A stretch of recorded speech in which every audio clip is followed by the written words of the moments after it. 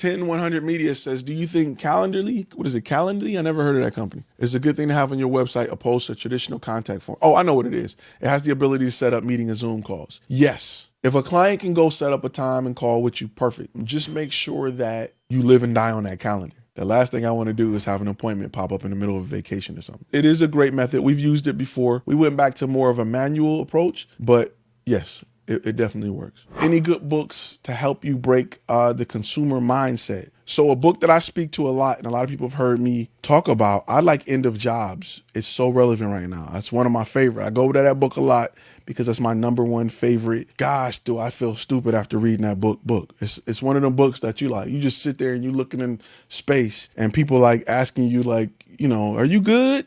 Did you see the game last night? And you sitting there like, we really out here and we ain't got no retirement set up for us no more. The world it's one of them books that it'll have you deep in the world. It's called End of Jobs. I ain't gonna say it's gonna help you or hurt you. It's gonna wake you up or make you want to sleep harder, period. So my contract states that I own it just as much as you own it. In fact, maybe a little more, unless you have an NDA. I've shot for Samsung or Verizon, and we shot an event that had phones that weren't released yet. In that case, I'm not breaking that NDA. If we don't have that in place, sometimes I'll take more pictures if they're not included in what the client receives. I'm going to my camera instantly putting a star by them, because I'm shooting them with the intentions of delivering them to this figure. That's just me playing my networking game. You know what I'm saying? That's just me understanding what I'm doing. You know what I'm saying? Because my goal for getting a good shot with a shot, I may throw on a 70-200 and catch a good angle of the mayor sitting at the table with his people. He ain't got nothing to do with the event. He just here.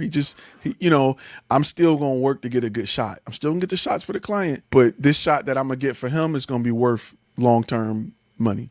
It's a seed that I'm planting. Even like I've shot events for a good friend of mine is the mayor of Plano. I shot events where I met him. He'll be there. And if he got his kids or his family, hey man, let me get a picture of you and your daughter together. Shoop, shoop. There you go. Let me send it to you. And I'll send it that way. I'll use all kind of methods like that to build that relationship. And I'll use my content to build relationships outside of what I'm here being paid for, outside of what the client's getting. Again, this is a place where it's okay to get high off your own supply and use it to open doors for you. So let me guess, your passion is this, and you want to attract this or this. So you can make more of this, but your portfolio or demo reel is not this. I've worked for these companies in the past. When it comes to finding a job or getting the attention of potential clients, a demo reel or portfolio with random clips and music won't cut it. And that's why I created this. The 5 key steps for creating an effective demo reel that converts. It's an online course designed to show you how to market your skills and past experience and create a video portfolio that's designed to blow away your competition and 10x your results. Remember, if you can't tell your story, how do you expect someone to hire you to effectively tell their story? Enroll today at Flashfilm Academy. It's time to turn passion into profit.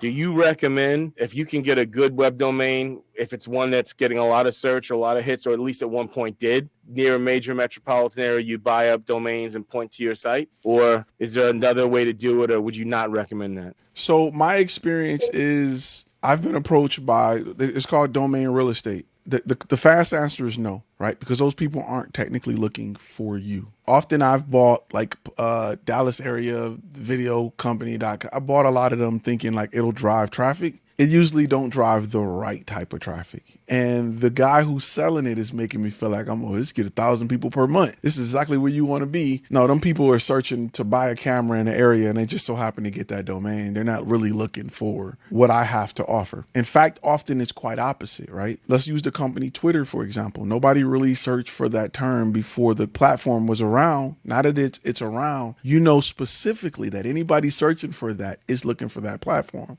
So sometimes the more unique, the better, because you know it's not about a lot of traffic.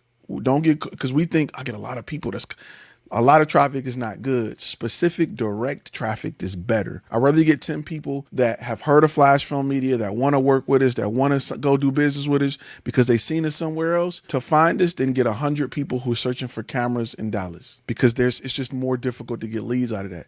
They could be searching for the new A7S3 and trying to find it locally. Sometimes it's just difficult to go that route, and you could be spending money on something that won't have a direct return on investment. Is it a bad investment? No. If you got it, you like, let me just go do it, cool. But I personally have not had success doing that. And I bought quite a few. I bought photo booths with Dallas. I bought a bunch, which I let them go. Let me be really honest about me and my personality, right? I'm from Detroit. I've been in the military. In life, you see things that maybe you shouldn't see as a kid, and you learn how to turn stuff off, or at least I did, in a lot of aspects of life. Even in the military, you learn how to sleep in conditions. You usually like, I need peace and quiet. You get in the military, you will be sleep under a tree in the shootout. Like, yo, you gotta, it's your turn. Like, you just learn how to ignore things. And then you gotta start putting a value on what gets your attention. You gotta put value on it. Everything don't deserve your attention.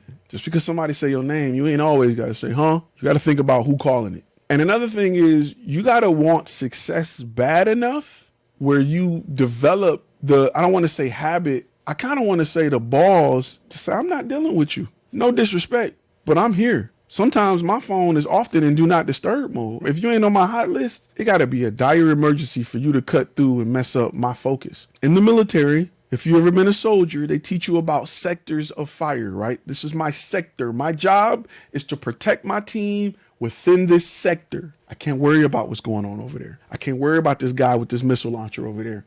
I can't worry about that tank that's behind us, because I have to trust my team to do what they need to do. And I have to focus on my sector of fire. I need to make sure nobody in this set of windows is popping up doing nothing to nobody. You need to be like that about your business. You need to focus on your sector and take stuff out. Do what you got to do. Put out those fires. Bring in other people to handle stuff outside of that. I didn't work from home and had a cleaning lady. Like, well, how are you at home? I got stuff I got to worry about. Because if I worry about this, I'll make enough money to cover everything else. I can throw money at those problems. I got to focus on this. Everything outside of that, I can bring somebody in at less than what I make to cover that. That's really all rich people do. They focus on one thing. They make enough money to bring in people to cover the stuff that they ain't got time to do. They ain't nobody rich cutting no grass. I can make $1,000 an hour and pay somebody $30 to cut grass. Why would I stop making $1,000 an hour to go cut grass? I don't care how much I love it. I don't care what kind of lawnmowers I got. Why would I stop making $1,000 an hour to go do something that could cost me $30? You have to start valuing your time like that. If you don't value your time like that, everything will pull you away. Stop leaving your $1,000 an hour situation to go do $2 jobs. Throw $2 at it and get back to it. Can I create an LLC using a virtual mailbox address and have small business tax deduction using that virtual mailbox address as my home office? You can, but I wouldn't.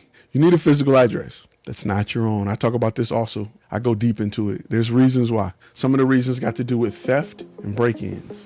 Hey, keep in mind that the video you just watched contains clips from a longer lecture that's available to our gold members at flashfilmacademy.com. You can go to flashfilmacademy.com to watch the complete lectures if you want to get all the gems and all the information, or you can stay on the channel and continue watching some of our content here.